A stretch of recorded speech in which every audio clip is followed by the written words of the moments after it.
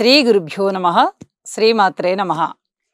మా ప్రేక్షకులందరికీ ధన్యవాదాలు తెలియజేస్తూ 11 ఆగస్టు నుంచి 17 ఆగస్టు వరకు గల కాలానికి రాశి ఫలితాలు ఎలా ఉన్నాయి, ఏ ఏ గ్రహాల సమ్మేళనాలు ఉన్నాయి, వాటి ముఖ్యాంశాలు ఏమిటి ఇత్యాది విషయాలన్నీ ఇప్పుడు తెలియచెప్పుకుందాము. ముందుగా గ్రహస్థితులు. వృషభంలో కుజ గురులు, కర్కాటకంలో రవి, అలాగే సింహంలో బుధ శుక్రులు, కన్యలో కేతువు, తులలో చంద్రుడు, ఇక కుంభరాశిలో వక్రించిన శనిగారు, రాహువు మీనరాశిలో ఉంటూ ఉండగా వారాంతం వచ్చేటప్పటికి చంద్రుని యొక్క సంచారము మకర రాశిలోకి వచ్చి ఉన్నది. అలాగే రవి గారి యొక్క సంచారము సింహరాశిలోకి వచ్చి ఉన్నది. ఇక గ్రహ సమ్మేళనాల యొక్క విశేషాంశాలు ఏమిటి అని తెలియజెప్పుకుంటే, కుజ గురుల యొక్క స్థితి కురుమంగళ యోగంగా ఇక్కడ తెలియజేయబడుతూ ఉన్నది. బుధ శుక్రుల యొక్క సంయోగము సింహరాశిలో ఉంది. సింహరాశిలో ఏ గ్రహం ఉన్నా కూడా చాలా మంచి ఫలితాలను ఇస్తుంది. అలాగే బుధ శుక్రుల యొక్క స్థితి చాలా సున్నితమైనటువంటి సరళమైనటువంటి ప్రవర్తన, మాట తీరు, వినయ విధేయతలు, విద్య బాగా ఆర్జించేటటువంటి పరిస్థితి, ఇలాంటివన్నీ కూడా ఉంటూ ఉంటాయి. అలాగే సున్నితమైనటువంటి ప్రేమ తెలియజేయబడుతుంది. అది ప్రేమికుల మధ్య అవనివ్వండి, తల్లి బిడ్డల మధ్య అవనివ్వండి, తండ్రి బిడ్డల మధ్య అవనివ్వండి, స్నేహితుల మధ్య అవనివ్వండి, ఏ ఇద్దరి వ్యక్తుల మధ్య అయినా సత్సంబంధాలు. ప్రేమ అనగానే కేవలం అదేదో ఒకళ్ళనొకళ్ళు కోరుకునే ఆకర్షణ కలిగిన ప్రేమ కాదు. ఇద్దరు వ్యక్తుల మధ్యన సత్సంబంధాలు కూడా ప్రేమగానే ఉంటాయి. అటువంటి ప్రేమ, స్నేహము ఇలాంటి వాటన్నిటికీ సూచనగా ఉంటుంది. అలాగే సింహరాశిలో ఉండడం వల్ల చాలా మంచి ఫలితాలు ఉంటూ ఉంటాయి. ఇక వారాంతంలోకి వెళ్ళేటప్పటికీ కుజగురుల యొక్క సంయోగము అలాగే సంచరింపబడుతూ అదే రాశిలో, ఇక సింహరాశిలోకి వచ్చేటప్పటికి శుక్ర బుధులతో పాటు రవి గారు కూడా చేరారు. రవికి అది స్వస్థానం అవుతూ బుధునితోనూ శుక్రునితోనూ చేరడం వల్ల బుధ ఆదిత్య యోగం ఇక్కడ ఏర్పడింది. అలాగే శుక్రునితో సంయోగం వల్ల ఇక్కడ శుక్రునికి మళ్ళీ మూఢమి ఏర్పడుతోంది. ఇవి చెప్పుకోదగినటువంటి లక్షణాలు అని చెప్పి తెలియజేస్తూ, ఇక శనిగారి యొక్క దృష్టి మేషరాశి పైన ఉన్నది. అందు గ్రహాలు లేకపోవడం, అలాగే వృశ్చిక రాశి మీద తన 10వ దృష్టి పడుతోంది, అక్కడ కూడా గ్రహాలు లేకపోవడం, ఇది రాసుల యొక్క ప్రతిఫలాలనే ఎక్కువగా చూపిస్తూ ఉంటుంది. అలాగే 7వ దృష్టి బుధ శుక్రుల మీద ఉన్నది. ఇక్కడ వివాహేతర సంబంధాల విషయంలో చిన్నపాటి ఇబ్బందులు ఉండడానికి కూడా అవకాశం ఉంది. అలాగే చర్మానికి సంబంధించిన వ్యాధులు ఏవైనా ఉండడానికి కూడా చాలా వరకు అవకాశం ఉంది. విష్ణు సహస్రనామ పారాయణ చేసుకోవడము, అలాగే నవగ్రహ స్తోత్రాలు పఠించడము, ఇట్లాంటివన్నీ ఆదిత్య హృదయ పారాయణ చేయడము, ఇలాంటివన్నీ కూడా చాలా చాలా మంచి పరిహారాలు అని చెప్పి తెలియజెప్తూ, ఇక కుజుని యొక్క 4వ దృష్టి కూడా బుధ శుక్రుల మీద ఉన్న కారణం చేత ప్రేమ వ్యవహారాల విషయంలో వివాహం కావలసినటువంటి యువతీ యువకులు ప్రేమ, ఆకర్షణ అనేటటువంటి మోజులో ఉంటారు. వీళ్ళ విషయంలో కొన్ని ఇబ్బందులు ఉండడానికి అవకాశం ఉంది. అది వారి వారి జన్మ జాతకంలో కూడా ఈ గ్రహస్థితులు ఉన్నట్లయితే ప్రేమ వ్యవహారంలో కొద్దిగా దెబ్బతినేటటువంటి అవకాశం ఉంది. ఇది చాలా జాగ్రత్తగా, సున్నితంగా పరిష్కరించుకోవాల్సినటువంటి అంశంగా తెలియచెప్తూ ఉన్నాను. శుక్రక్షేత్రంలో కుజుడు ఉన్నారు, అలాగే రవి క్షేత్రంలో శుక్రుడు ఉన్నారు. వారాంతానికి వెళ్ళేటప్పటికీ రవి గారితో కలిసి ఉన్నారు. ఇక్కడ కుజుని దృష్టి పడుతోంది, అలాగే శనిగారి దృష్టి కూడా పడుతోంది. అత్యంత కీలకంగా మారుతుంది ప్రేమ వ్యవహారం. అతి జాగ్రత్తగా పరిష్కరించుకోవాల్సిందిగా మరీ మరీ సూచన చేస్తూ ఉన్నాను. అయితే శుక్రునికి, కుజునికి స్తోత్రపారాయణాలు చేసుకోవడం అనేది కాస్త మానసికమైనటువంటి అచాంచల్యాన్ని తగ్గిస్తుంది అని చెప్పి తెలియచేస్తూ ఉన్నాను. ఇక గురువుగారి యొక్క దృష్టి విషయానికి వచ్చినట్లయితే, గురువుగారి యొక్క దృష్టి కేతువు మీద ప్రసరిస్తూ ఉంది. వారాంతానికి వచ్చేటప్పటికి చంద్రుని మీద ప్రసరిస్తూ ఉంది. మరి ఈ చంద్రుని మీద ప్రసరించడం అనేది చంద్రుడు చాలా బలోపేతం అవుతున్నారు. అలాగే చంద్రుడు తన యొక్క రాశిని చూసుకుంటున్నారు కాబట్టి మరింత బలకరంగా, మరింత శుభ ఫలితాలు ఇచ్చే దిశగా ఉంటారు. అయితే కేతువు మీద ప్రసరించడం వల్ల అంటే ఇక్కడ కూడా ఆధ్యాత్మిక చింతన బాగా పెరుగుతూ ఉన్నది. కాబట్టి ఈ గ్రహ దృష్టులు అన్నీ కూడా చాలా సత్ఫలితాలను ఇస్తున్నాయి అని చెప్పి తెలియజేయడం జరుగుతోంది.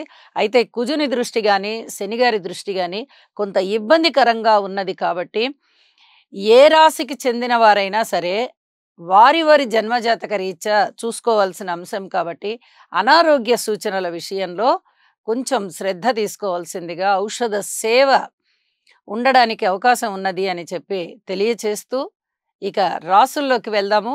కుంభరాశి. కుంభరాశి వారికి ఈ వారం రోజుల కాలము ఏ విధంగా ఉంది అని పరిశీలన చేస్తే ఒక్క షష్ఠ స్థానంలో మాత్రమే రవి గారి యొక్క సంచారము యోగిస్తూ ఉన్నది.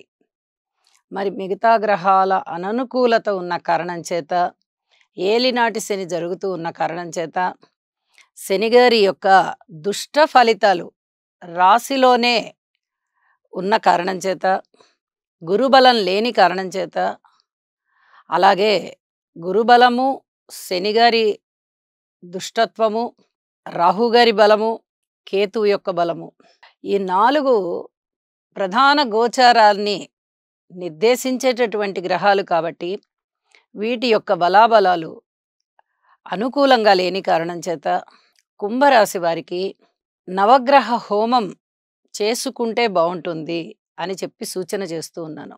నవగ్రహ హోమం చేసుకోవడానికి మాకు స్తోమత చాలదండి అనుకునేవారు నవగ్రహాల యొక్క స్తోత్రపారాయణాలు చేసుకోవలసిందిగా సూచన చేస్తున్నాను. అలాగే శనిగారికి తైలాభిషేకం చేసుకోవాలి. ప్రతిరోజు గురు ఆలయానికి వెళ్ళడము, గురువు గారిని దర్శించుకోవడము.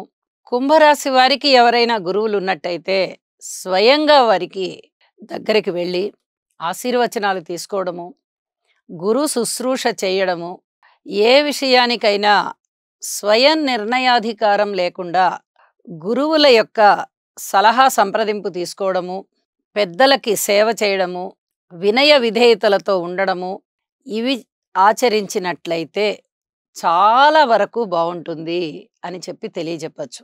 వీరికి అంటే కుంభరాశి వారికి ఎక్కువ తిరిగేది ఉంటుంది.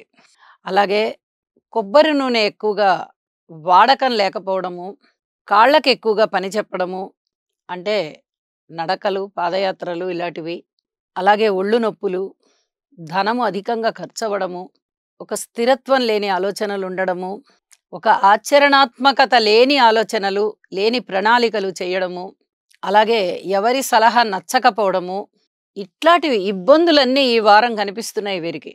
మరి ఎలా అండి వీటిని తట్టుకోవడం ఎలాగా అంటే మనంతట మనమే కోరుకోవాలి కొన్ని కష్టాలని. ఇప్పుడు అయ్యప్ప స్వామి దీక్ష తీసుకున్నారనుకోండి, ఉదాహరణకి చెప్తున్నా నేను. అయ్యప్ప స్వామి దీక్ష తీసుకుంటే మనంతట మనమే శరీరాన్ని కొన్ని నియమాలకి లోబడి దానికి శుశ్రూష చేయవలసి వస్తుంది. అంటే ఎలాంటి శుశ్రూష అంటే చెప్పులు లేకుండా నడవాలి, ప్రతినిత్యము తలస్నానం చేయాలి, తెల్లవారుజాము కాలంలో లేవాలి, చల్లటి నీళ్లు మాత్రమే స్నానానికి వాడాలి, ఆహారంలో పరిమితమైన ఆహారమే తీసుకోవాలి, నేల మీద పడుకోవాలి, వేళ ప్రకారంగా భోజనం చేయాలి, వేళ దాటిచ్చి చేయకూడదు. ఇవన్నీ కూడా మనం శరీరానికి చేసేటటువంటి సేవలే. ఇవి చేసినందువల్ల మనమే కొన్ని కష్టాలను ఆహ్వానించుకుంటున్నాం. దానికి భగవత్ రూపకంగా మనము ఒక మంత్రాన్ని పఠిస్తూ చేసుకోవడమో లేదా ఒక దీక్షని తీసుకోవడమో ఇలా మనము ఆచరించడం ద్వారా ఆ కష్టాన్ని చాలా ఆనందంగా ఆచరిస్తున్నాం. అప్పుడు ఆ దోషం అలా పోతుందన్నమాట. భవానీ దీక్ష తీసుకుంటారు, శివ దీక్ష తీసుకుంటారు, హనుమత్ దీక్ష తీసుకుంటారు, అయ్యప్ప స్వామి దీక్ష తీసుకుంటారు.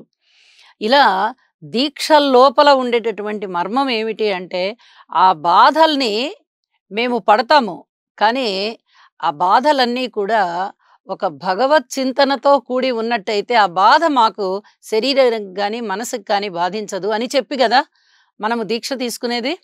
కాబట్టి ఆ బాధలన్నీ కూడా పాజిటివ్ అయిపోతాయి. అలా ఇక్కడ కొన్ని ఇబ్బందులు కనిపిస్తున్నాయి కాబట్టి, మీరు ఏదైనా దీక్ష తీసుకుని, ఆ స్వామివారి అనుగ్రహాన్ని సంపాదించుకున్నట్లయితే చాలా చాలా బావుంటుంది అని చెప్పి ఒక సూచనగా తెలియచేస్తూ, గ్రహస్థితులు పూర్తి అననుకూలంగా ఉన్న కారణం చేత నవగ్రహాల స్తోత్రమైన పఠించండి. ఇప్పుడు చెప్పినటువంటి ఆచరణ అయినా చేయండి అని చెప్పి తెలియచేయడం జరుగుతోంది. అన్ని డివిజన్స్ వారు కూడా జాగ్రత్తగా ఉండాలి. రాజకీయ నాయకులు, అలాగే ఆరోగ్యరీత్యా భార్యాభర్తల మధ్య అన్యోన్యత కాస్త తగ్గుతోంది కాబట్టి భార్యాభర్తలు, వ్యాపార భాగస్వాములు, స్త్రీలు, విద్యార్థులు, కార్మికులు, కర్షకులు, నేత పనివారు, చేతి వృత్తుల వారు, కర్షకులు అందరూ కూడా ఏ డివిజన్‌కి తీసుకున్న వాళ్ళైనా కూడా మౌనంతో ఉండడం అనేది చాలా చాలా మంచిది అని చెప్పి తెలియచేస్తూ, అవసరమైన చోట మాట్లాడాలి. అనవసరంగా మాట్లాడొద్దు. అది మౌనం అంటే. చెప్పేటి చోట కూడా చెప్పకుండా మేము మౌనంగా ఉన్నామండి అంటే, మీది కమ్యూనికేషన్ లేకపోవడం వల్ల వేరే అర్థాలొస్తాయి. మౌనంగా ఉండడం అంటే, మీకు మాట్లాడాలి అనిపించకపోవడం. అంటే ఎక్కడ సమాధానం చెప్పాలో అక్కడే మాత్రమే చెప్పాలి. మిగతా వాటన్నిటికీ మౌనంగా ఉండాలి. ఇది పాటించినట్లయితే ఈ వారం అంతా కూడా మీకు చాలా చాలా బావుంటుంది అని చెప్పి తెలియజేస్తున్నాను. ఇక వారాంతంలోకి వెళ్ళేటప్పటికి చంద్రుని యొక్క స్థితి వ్యయస్థానంలోకి వచ్చి కొంత ఇబ్బందికరంగానే ఉంది. చింతలనిస్తారాయన. అలాగే రవి గారి యొక్క స్థితి కూడా శుక్ర బుధులతో పాటు ఉన్న కారణం చేత భార్యాభర్తల మధ్య అన్యోన్యత తగ్గుతోంది. వ్యాపార భాగస్వాముల మధ్య అన్యోన్యత తగ్గుతోంది. ఆహార వ్యవహారాల విషయంలో కొంచెం జాగ్రత్తగా ఉండాలని సూచిస్తోంది. ఇలా అన్ని రకాలుగాను ఈ వారం అంతా కొంత ఇబ్బందికరంగా ఉన్న కారణం చేత చెప్పిన పరిహారాలు చెయ్యండి. మీ నమ్మకం ఏ భగవంతుడి పైన ఉందో ఆ భగవంతుణ్ణి పూర్తిగా నమ్మి ఆ ధ్యాసలో ఉంటూ మీ యొక్క ప్రణాళికల్ని సిద్ధం చేసుకోవాల్సిందిగా సూచన చేస్తూ నమస్కారం.